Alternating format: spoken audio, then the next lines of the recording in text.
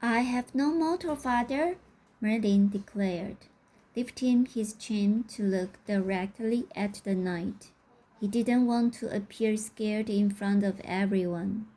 The knight dismounted, his eyes never leaving Merlin's face as he walked over to him.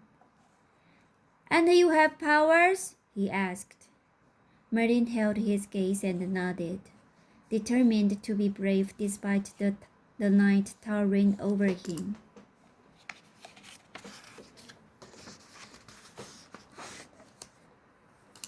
The knight studied Merlin for a moment, before grabbing his shirt and dragging him over to a hooded man. "Is this him?" he demanded. "Is this the boy you want?" The man said nothing as Merlin looked up at him. He strained to see a face within the vastness of the hood. "Well?" the knight demanded, shaking Merlin impatiently. Slowly, the hooded man nodded, making no sound. Even his horse stood silent and still, unlike the animals around him, who seemed impatient to be off again and pawed at the ground restlessly. The knight thrust Merlin towards another man, who quickly tied his wrists together, not caring that the rope cut deeply into his skin.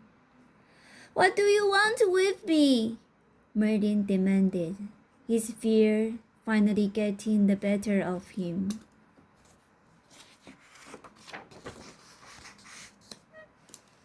It was the hooded man who answered. "He will ride with me," he announced, in voice that spoke of deep woods and dark caverns. Merlin quaked, terrified at the very idea. Even from this distance, he could feel the man's power, strong and dangerous. It called to Merlin, pulling him forward even as he struggled against the iron grip on his shoulder, jerking him back.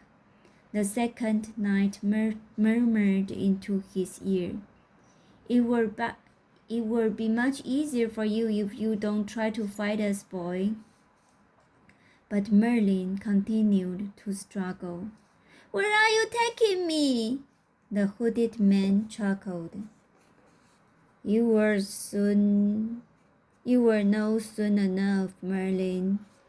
Hearing his name, Merlin stilled. What was going on? How did this man know who he was? Questions ran through his mind. Before he could ask any more of them, the hooded man muttered in a strange language, and Merlin's world went black. Chapter 2. Merlin awoke to a pounding in his head and a sick feeling in his stomach. The world around him was dark and cold, and as he blinked his eyes open, he was aware of goosebumps covering his arms and legs.